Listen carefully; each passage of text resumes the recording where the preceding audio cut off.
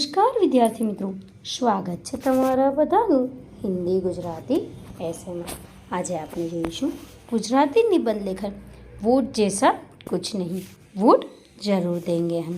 તો ચાલો જોઈ લઈએ। સૌ પ્રથમ જોઈએ પરિચય। મતદાન એ આપણો મૂળભૂત અધિકાર છે। મતદાન એ પોતાનામાં ગર્વની વાત છે। તે એક એવો અધિકાર છે જેના દ્વારા આપણે આપણા દેશનું ભવિષ્ય ઘડીએ છીએ અને ઉજ્જવળ ભવિષ્યનું નિર્માણ કરીએ છીએ।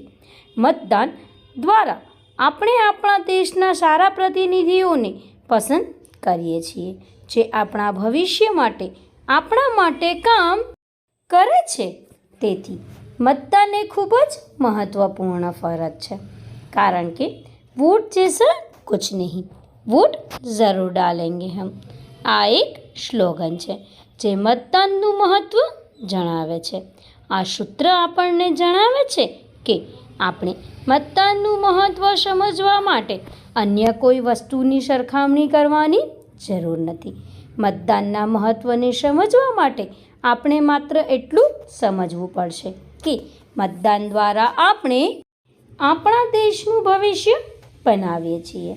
આ સૂત્રને યાદ રાખીને આપણે સૌએ મતદાન કરવું જોઈએ। હવે જોઈએ મતદાનનું મહત્ત્વ।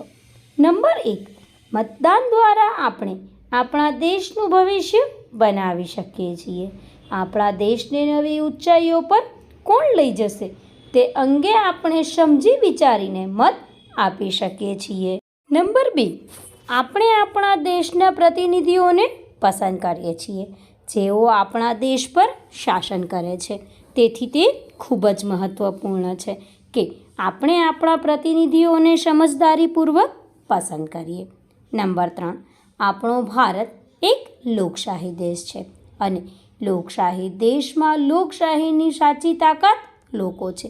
તેથી આપણે મતદાન દ્વારા લોકશાહીને મજબૂત કરવી જોઈએ।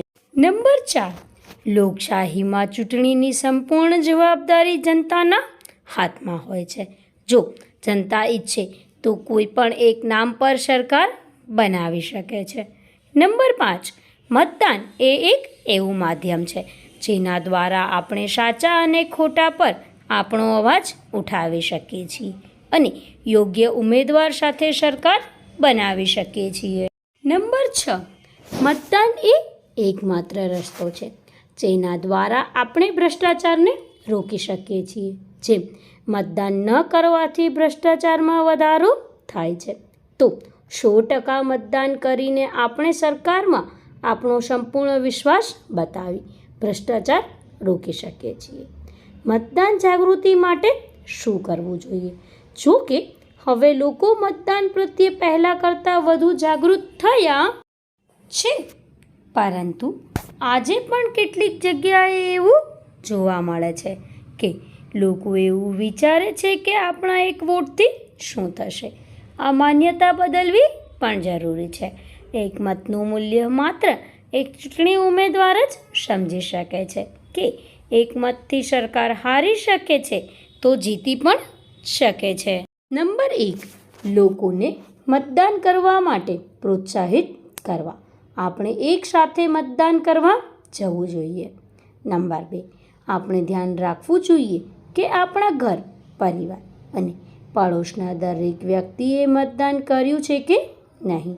નંબર 3, વૃદ્ધ લોકો, સગર્ભા સ્ત્રીઓ અથવા શારીરિક રીતે અશક્ત લોકોને મતદાન સ્થળે લઈ જવા જોઈએ અને પ્રથમ મતદાન કરવા પ્રેરિત કરવા જોઈએ।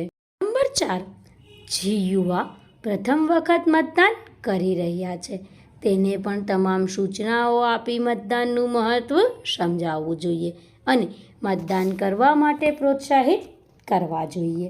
નંબર 5, આપણે આપણા સોશિયલ મીડિયા દ્વારા પણ લોકોને મત આપવા માટે અપીલ કરી શકીએ છીએ અને તેની કાળજી રાખવી જોઈએ કે તેથી કોઈ અફવા ન ફેલાય।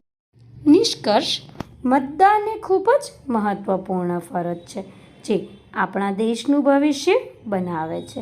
તેથી આપણે મતદાનનું મહત્ત્વ સમજવું જોઈએ અને મતદાન કરવું જોઈએ। તો વિદ્યાર્થી મિત્રો, આની સાથે જ વોટ જૈસા કુછ નહીં, વોટ ज़रूर देंगे हम। ગુજરાતી નિબંધ લેખન અહીં પૂર્ણ થાય છે। જો નિબંધ લેખન પસંદ આવ્યો હોય તો વિડીયોને લાઇક અને શેર કરી ચેનલને સબસ્ક્રાઈબ કરવાનું ના ભૂલશો। વિડીયોને અંત સુધી જોવા બદલ તમારા બધાનો ખૂબ ખૂબ આભાર। ધન્યવાદ।